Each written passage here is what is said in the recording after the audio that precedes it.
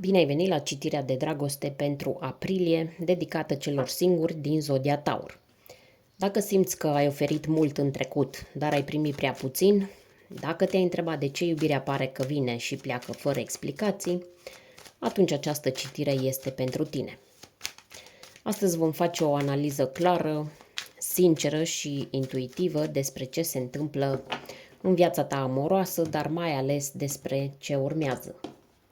Vom pătrunde în blocajele invizibile, în lecțiile trecutului și în oportunitățile reale pe care aprilie ți le poate aduce, iar la final vei primi un sfat clar, cum să atragi o iubire care chiar contează.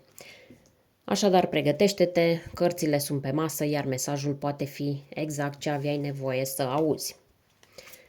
Hai să vedem împreună care este energia generală a iubirii pentru tine în aprilie. Avem prima carte și vrem să o și clarificăm. Apoi vom descoperi blocajele ascunse. Avem aici 9 de cupe. Blocajele ascunse, clarificăm puterea. La prima carte, Marea Preoteasă, cred că n-am zis. Să clarificăm aici blocajele.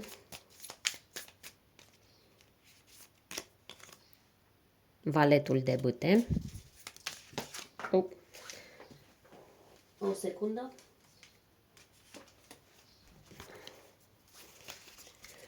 Lecțiile importante din trecut ne interesează acum. 5 de bâte, clarificat cu asul de bâte. Și desigur ne interesează ce ți se pregătește în viitorul apropiat. Avem aici valetul de monede.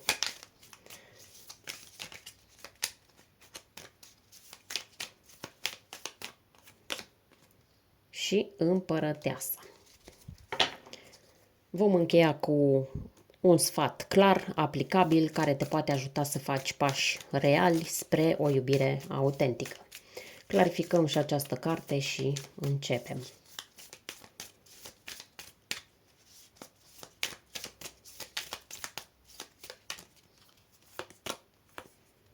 Avem valetul de monede, încă o dată, aceeași carte.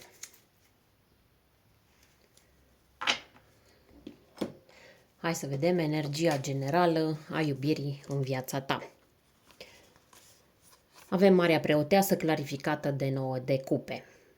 Energia care te înconjoară acum este una profund intuitivă, tăcută, dar extrem de puternică. Marea Preoteasă îți arată că în această perioadă iubirea nu vine din exterior, ci se naște în interiorul tău. Este o perioadă de introspecție în care ai acces la o înțelepciune profundă despre tine, despre ce ai nevoie cu adevărat în iubire. Poate că nu vorbești mult, despre ceea ce simți, dar simți intens. E posibil să fii devenit mult mai atent sau atentă la ceea ce ți se potrivește și la ce nu.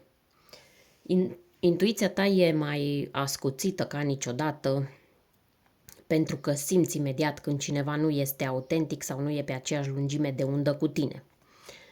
Clarificarea prin 9 de cupe vine ca o confirmare frumoasă. Începi încet să te simți mai bine cu tine. Este o carte a împlinirii personale și apare atunci când ești pregătit sau pregătită să te bucuri de viață, fără să mai cauți cu disperare iubirea în afara ta. E ca și cum după o perioadă de introspecție și poate chiar izolare, începi să înțelegi cât valorezi cu adevărat. Când 9 de cupe apare în tandem cu Marea Preoteasă, mesajul e simplu, dar puternic. Te afli într-un punct în care poți manifesta o iubire reală și autentică, dar trebuie să înceapă din interiorul tău. Este o energie de echilibru emoțional, de bucurie discretă, de plăcere de a fi în pielea ta. Asta e ceea ce atrage, fără să forțezi, fără să vânezi iubirea, ci pur și simplu fiind în aliniere cu tine. Poate fi o perioadă în care apar semne subtile, apar sincronicități sau vise care îți arată că ești pe drumul cel bun. Fii atent sau atentă la ele. Posibilele zodii de care vorbim aici, care rezonează cu această energie, sunt cele de apă, rac, pești și scorpion. Să vedem ce blocaj ai în calea iubirii.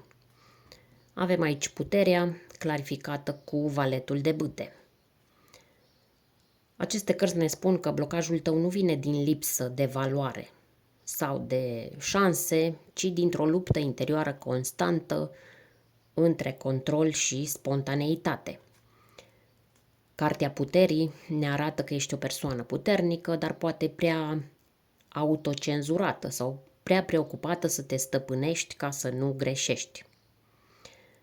Ai învățat probabil din experiențele trecute că vulnerabilitatea este riscantă, așa că o controlezi cu tot ce poți, cu voință, rațiune, cu reținere, uneori chiar cu o tăcere încărcată.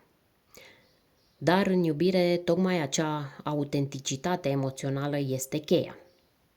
Valetul de bâte vine ca o energie proaspătă, adolescentină, dornică să se exprime, să exploreze, să ia inițiativa chiar și fără să aibă garanții. Este exact opusul controlului din putere. Blocajul tău poate fi așadar faptul că nu-ți dai voie să fii spontan sau spontană. Poate că aștepți semne clare, certitudini, aștepți validări și atâta aștepți că până le primești pierzi ocaziile. Valetul ne spune că trebuie să redevii deschis sau deschisă, să fii curios sau curioasă, să-ți recapeți entuziasmul și încrederea de a acționa chiar dacă nu știi sigur unde te duce drumul respectiv. E momentul să nu te mai temi că vei părea prea mult, prea direct sau directă sau nepotrivit sau nepotrivită. Și dacă ai în preajma ta o persoană care pare jucăușă, imatură, grăbită, poate dintr-o zodie de foc, berbec, leu sau săgetător, cum este specific bâtelor, nu înseamnă că este ceva greșit. Poate e chiar ceea ce îți lipsește acum, un impuls din afara zonei tale de confort. Adevărata putere nu este să-ți controlezi fiecare reacție, ci să te lași văzut sau văzută exact așa cum ești tu. Continuăm cu poziția 3 și vedem ce lecții din trecut te ajută să atragi iubirea pe care o dorești și cum te poți vindeca pentru a fi pregătit sau pregătită pentru o relație de iubire. Avem aici o combinație între 5 de bâte și asul de bâte. Aceste cărți vorbesc despre o lecție esențială. Ai fost prea mult timp prins sau prinsă în conflicte, în comparații sau în situații în care ai simțit că trebuie să lupți pentru locul tău în relație.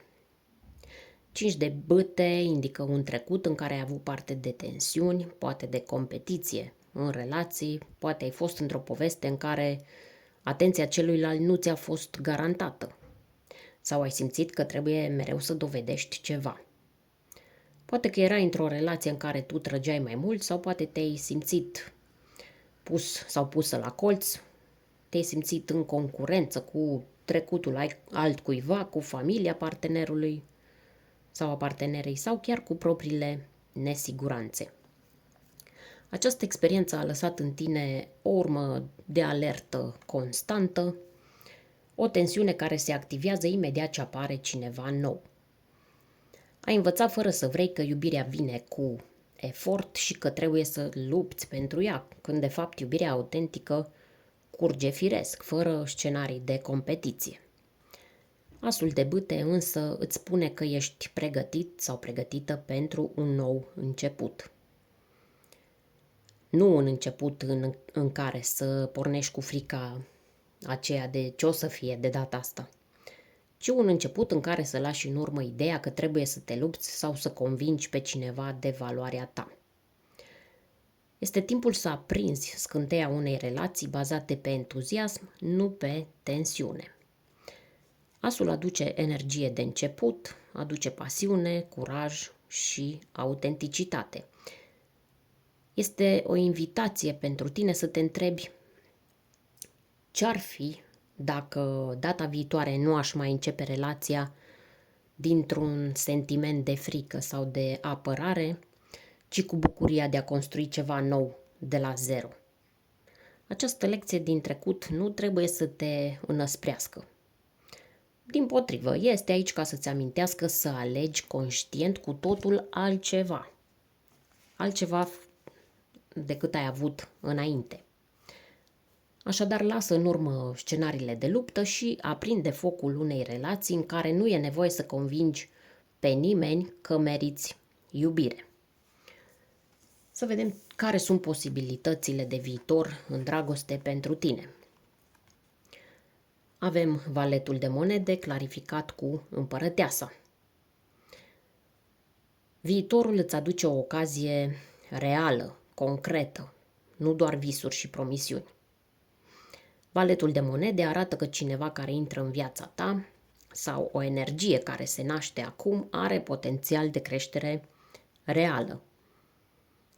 Nu este un foc de paie, este un început serios, stabil, poate chiar timid, dar adevărat. Este acel gen de conexiune care nu vine cu artificii și vorbe mari, dar are rădăcini adânci și intenții bune. Această persoană, sau poate chiar tu, vine cu o energie de deschidere spre ceva trainic, iar clarificarea cu împărăteasa îți confirmă că acest început poate deveni o relație împlinitoare, hrănitoare și abundentă. Împărăteasa este arhetipul divinului feminin. Ea nu forțează, ea atrage. Nu aleargă după nimeni, ci se lasă aleasă pentru că își cunoaște valoarea. Este cartea iubirii profunde, a abundenței emoționale, dar și a fertilității. Nu doar în sensul fizic, ci și în sensul unui teren fertil pentru o relație sănătoasă. Ce înseamnă asta pentru tine, mai concret?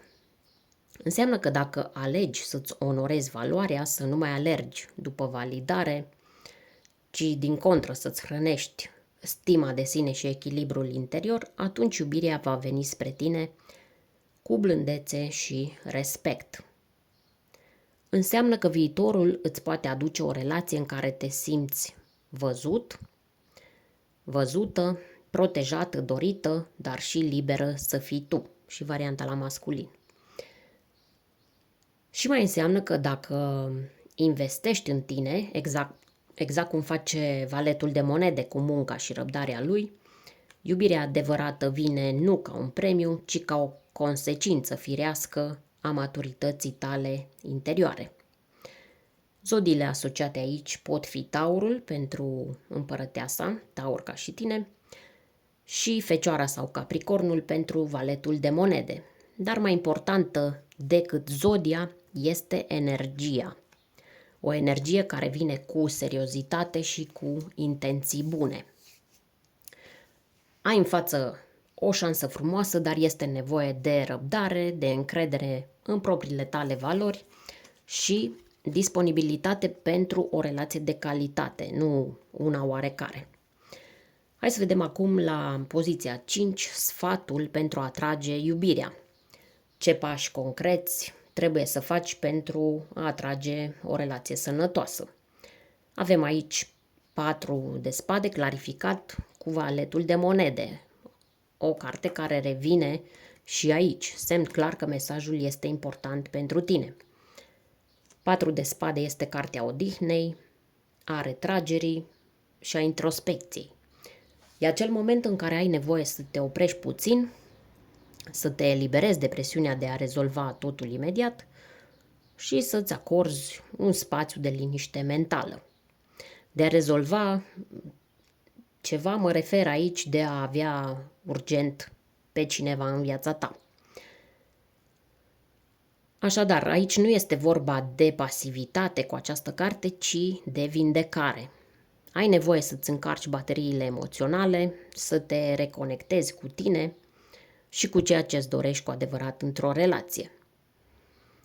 Este foarte posibil să vii după o perioadă tensionată, poate o dezamăgire, o relație toxică sau pur și simplu prea multă oboseală emoțională acumulată. Această carte îți spune să nu mai cauți cu disperare iubirea în exterior.